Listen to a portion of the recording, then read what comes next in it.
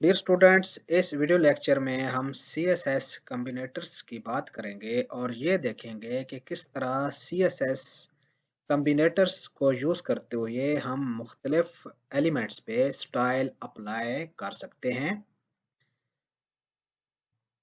CSS कम्बिनेटर्स दो selectors के दरमियान रिलेशनशिप को शो कर रहे होते हैं। याद रखें कि हमारा CSS सेलेक्टर एक से ज़्यादा सिंपल सेलेक्टर पर भी मुश्तमिल हो सकता है और उन दो सिंपल सेलेक्टर्स के दरमियान हम कम्बिनेटर इंक्लूड कर लेते हैं। अभी तक हमने जो सेलेक्टर यूज़ किए हैं, class selector, ID selector, type selector, तो हम वो सिंगल सेलेक्टर्स यूज़ कर रहे थे। अब हम ऐसे कर सकते हैं कि दो सेलेक्टर्स को आपस में हम मर्ज कर सकते हैं और उनको मर्ज करने के लिए कुछ स्पेशल करैक्टर्स यूज होते हैं जिनको हम कम्बिनेटर्स कहते हैं। CSS में चार डिफरेंट किस्म के कम्बिनेटर्स मौजूद हैं। एक डिसेंडेंट सेलेक्टर है जिसमें स्पेस यूज होती है। फिर चाइल्ड सेलेक्टर में हम ग्रेटर देन का सिंबल यूज करते हैं। एडजेसेंट सिबलिंग सेलेक्टर जिसमें प्लस का सिंबल यूज होता है दो सेलेक्टर के दरमियान। और फिर जनरल सिबलिंग सेलेक्टर होता है जिसमें हम टिल्ड का सिंबल यूज करते हैं। हम दो CSS सेलेक्टर्स के दरमियान ये चार कम्बिनेटर्स यूज कर सकते हैं। डिसेंडेंट सेलेक्टर तमाम डिसेंडेंट एलिमेंट्स को मैच करने के लिए यूज होता है। किसी भी खास एलिमेंट के डिसेंडेंट एलिमेंट्स पे वो तमाम स्टाइल अप्लाई हो जाते हैं जो हम डिसेंडेंट सेलेक्टर को यूज करते हुए डिफाइन करते हैं। इसका सिंटैक्स देख लें। यहाँ पर हम कह रहे हैं P space U background colour yellow. इसका मतलब ये है कि P के एलिमेंट के अंदर जितने भी U के एलिमेंट्स मौजूद हैं उन सब का बैकग्राउंड कलर येलो हो जाए। अब U किसी लेवल पे भी P का चाइल्ड है, P के अंदर मौजूद है, ये बात मानी नहीं रखती। चाहे वो चाइल्ड है, चाहे वो चाइल्ड का चाइल्ड है, तो उस पे बैकग्राउंड कलर येलो हो जाए। और कोई और भी अगर आप यहाँ पर स्टाइल अप्लाई करना चाहें तो यहीं पर डिफाइन कर सकते हैं। इस चीज को प्रैक्टिकल एग्जांपल की मदद से हम समझते हैं। यहाँ पर हम लिखते हैं HTML और ये क्लोजिंग टैग ऑफ HTML। यहाँ पर हम लिखते हैं हेड और यहाँ पर हमने हेड के टैग को क्लोज कर दिया। यहाँ पर हम इंटरनल स्टाइल यूज करना चाह रहे हैं और यहाँ पर हमने स्टाइल लिखा और यहाँ पर भी हमने स्टाइल का एलिमेंट लिख दिया। यहाँ पर हमने बॉडी लिखा और यहाँ पर भी हमने बॉडी लिख दिया।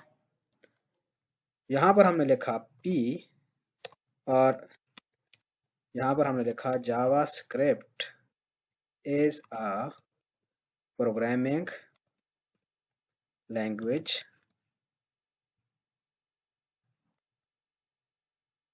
P को क्लोज कर दिया और इस प्रोग्रामिंग को हमने U के टैग में लिख दिया और यहाँ पर हमने U का क्लोजिंग टैग लिखा।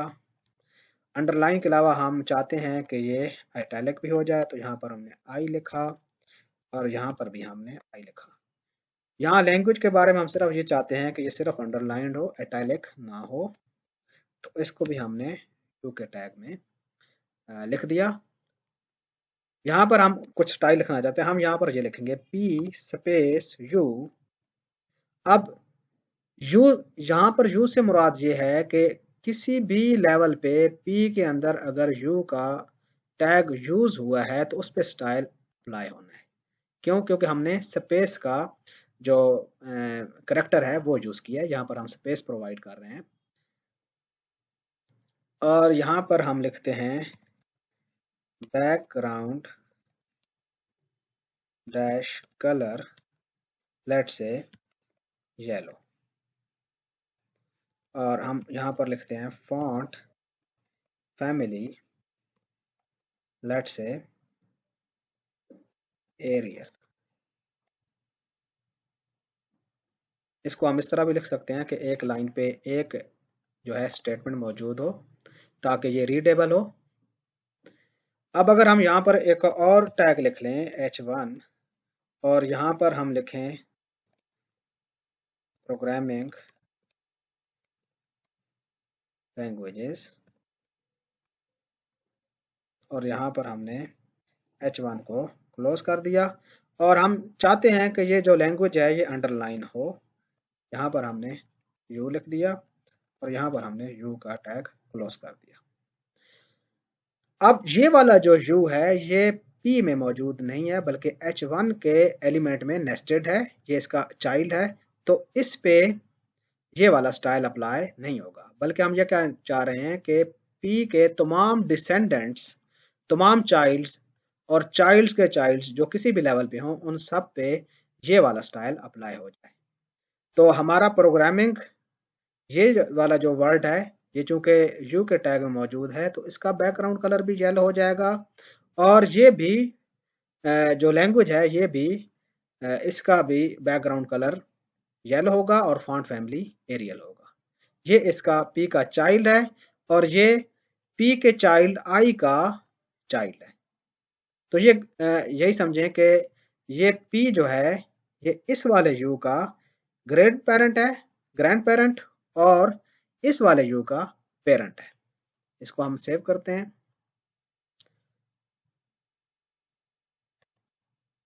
कॉम्बिनेटर्स डेमो डॉट HTML सेव किया। अब हम इस पेज को रन करते हैं और यहाँ पर आप देखें दोनों जो यू के एलिमेंट हैं उनका बैकग्राउंड कलर येलो हो गया है। क्यों? क्योंकि हमारा जो स्टाइल है वो ये कह रहा है कि सिर्फ उन एलिमेंट्स का स्टाइल चेंज करना है जिनकी टाइप यू है और वो पी के एलिमेंट में मौजूद है। अब यहाँ पर ये भी यू मौजूद है लेकिन यहाँ पर स्टाइल अप्लाई नहीं हुआ और पी का अपना बैकग्राउंड कलर भी चेंज नहीं हुआ बल्कि सिर्फ यू के एलिमेंट्स का कलर वो है बैकग्राउंड कलर येलो हुआ है और ये फॉन्ट फैमिली एरियल हो गया है। अब जो चाइल्ड सिलेक्टर है वो selects all child that are children of a specified element और इसका सिंटैक्स ये है पी ग्रेटर देन का सिंबल यू और उसके बाद स्टाइल जो भी आप लगाना चाहते हैं।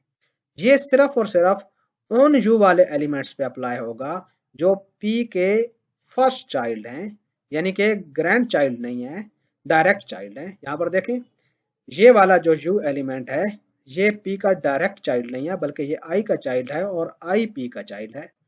तो यहाँ पर अगर हम ये वाला सिलेक्टर अप्लाई करते हैं चाइल्ड सिलेक्टर तो ये वाला यू इस पे स्टाइल ये वाला अप्लाई नहीं हो सकता। ये देखें हमने यहाँ पर ग्रेटर देन का सिंबल लगाया तो अब सिर्फ और सिर्फ इसके चाइल्ड एलिमेंट का जो कलर है बैकग्राउंड वो येलो होगा, इसके ग्रैंड चाइल्ड का कलर चेंज नहीं होगा।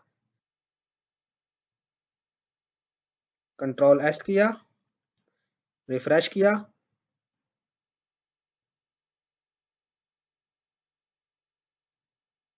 यहाँ पर हमने ये वाला जो है वो टैग क्लोज नहीं किया था, इस वजह से ये मसला आ रहा है।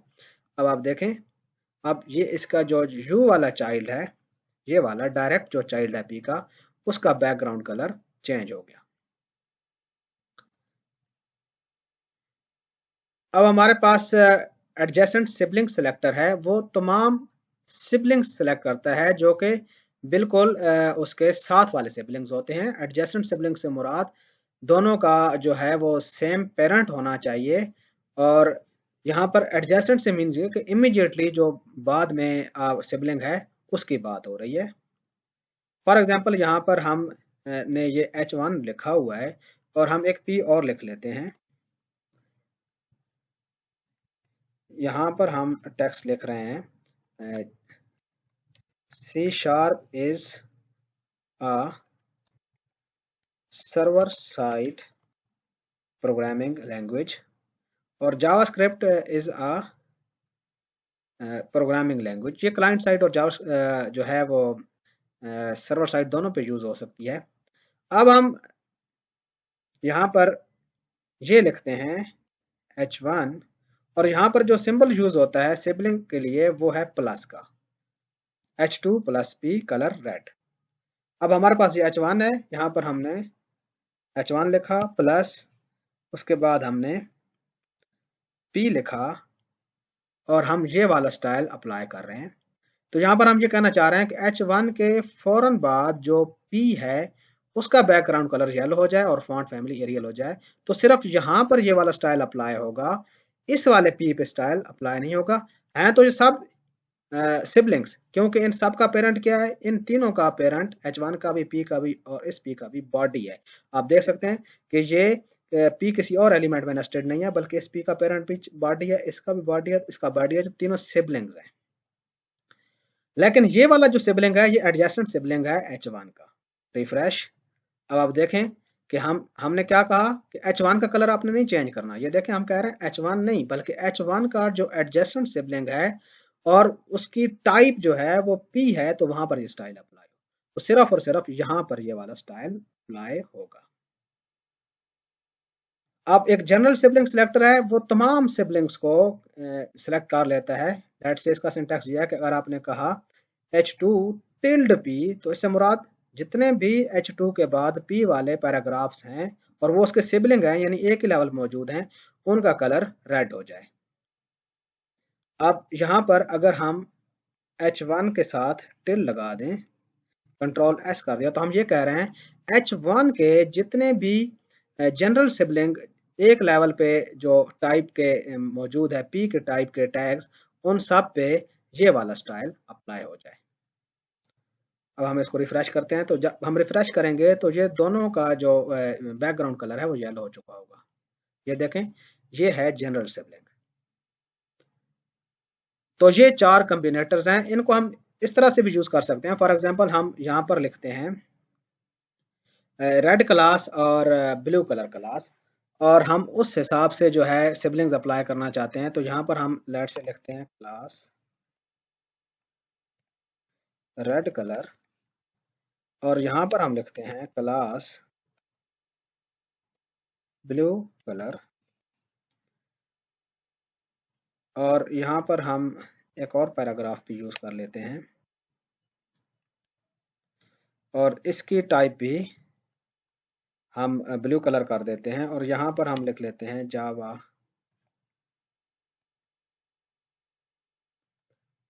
अब अगर ये वाला हमने सिंबल यूज करना है और हम चाहते हैं कि H1 के वो तमाम सिबलिंग्स जिन पे क्लास ब्लू कलर अप्लाई हुई हो, उन पे जो है वो स्टाइल ये वाला अप्लाई हो जाए, तो यहाँ पर हमने जो है लिखना है डॉट ब्लू कलर, और ब्लू का जो है वो हम स्मॉल में लिख लेते हैं। अब हम यहाँ पर ये कह रहे हैं कि वो तमाम H1 जिनके सिबलिंग्स में जो है ब्लू कलर क्लास है, वो तमाम ये सिबलिंग H1 के, उनका ये वाला स्टाइल हो जाए। तो यहाँ पर ये सिबलिंग तो है, लेकिन इसकी जो क्लास है वो रेड कलर है, तो इस पे ये वाला स्टाइल अप्लाई नहीं होगा, बल्कि ये वाले दोनों जो सिबलिंग्स हैं H1 के, उन पे ये वाला स्टाइल अप्लाई हो जाएगा। क्यों? क्योंकि हम कह रहे हैं कि H1 के ऐसे तमाम सिबलिंग्स जिन पे क्लास ब्लू कलर अप्लाई हुई हो, जैसे कि हमने यहाँ पर ब्लू कलर की वैल्यू दी हुई है, वहां पर ये वाला स्टाइल अप्लाई करना है। इसको रिफ्रेश करते हैं, देखें ये भी सिबलिंग है H1 का, लेकिन यहाँ पर स्टाइल अप्लाई नहीं हुआ। क्यों? क्योंकि इसकी जो क्लास है वो ब्लू कलर नहीं है, बाकी दोनों पे अप्लाई हो गया है। तो इस तरह हम इनको जो कम्बिनेटर्स हैं वो CSS के किसी भी सिलेक्टर के साथ यूज कर सकते हैं। अब हमने कौन कौन से जो है सिलेक्टर्स को कंबाइन किया है, हमने टाइप सिलेक्टर, इसको टैग सिलेक्टर भी कहते हैं, इसको कंबाइन किया है क्लास सिलेक्टर के साथ, और इनका रिलेशनशिप क्या है, टिल्ड के साथ जो रिलेशनशिप होता है वो जनरल सिबलिंग का रिलेशनशिप होता है।